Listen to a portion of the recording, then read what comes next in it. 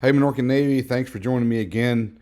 We're going to continue discussing the gangway over at the Sapelo dock collapse. The first thing I want to ask you guys, if you haven't done it yet, your devices need to be set to stereo. We've had a lot of people mention in the comments that they have trouble hearing. What we have found is that problem is isolated to devices that are set to mono. You need to make that switch. You can go online if you're not sure how to do it. There's some instructions there, very easy to find, on how to change your device to stereo. And then go back and watch some pretty powerful videos that we put out. Those being the ones that sounded kind of garbled, maybe a transformer talking or something. That's the way you correct that issue. We're still trying to figure out why that has started becoming an issue. But for now, the quickest fix is to change your device to stereo. Now, according to WSB out of Savannah, and I'm going to read, we're going to put this up and I'm going to read this to you guys here. The Georgia Department of Natural Resources told Channel 2 Action News that its engineering firm calculated that it should have been able to support the weight of 320 people. They go on to talk about some of the specs of the gangway, 80 feet long. And it was designed to have a 100-pound per square foot live load.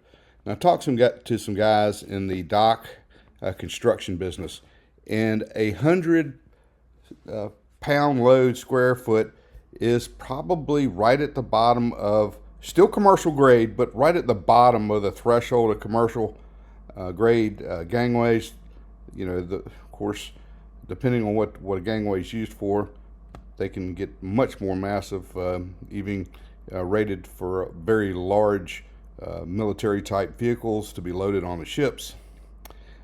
That said, there's also an interesting part of this. When you look down towards the bottom of it, the thing should have been able to carry a load of 64,000 pounds, which works out to 320 people, averaging 200 pounds. 320. But the kicker in this is an even distribution of mass. If all these people were allowed to marshal and form a line or get into a queue at one end of the gangway, and all that weight was concentrated over on one end of the gangway, the calculations are for naught. So, in thinking about this, where should maybe some corrective measures taking place? I did not notice any placards that were on the gangway on the mainland side of the ferry system. I'm told by residents that there are none on the Sapelo Island side. And from what I understand, there was no one there marshaling the crowd. You know, maybe someone there saying, 10 people at a time, 15 people at a time, or whatever, coming down the gangway. It was kind of a free-for-all. The whole crowd was kind of condensing on the end closest to the boat, closest to the ferry, while they were waiting their turn to board. Sounds like a recipe for disaster. Let me know what you guys think in the comments. That's all we got for today. You guys please be safe out there.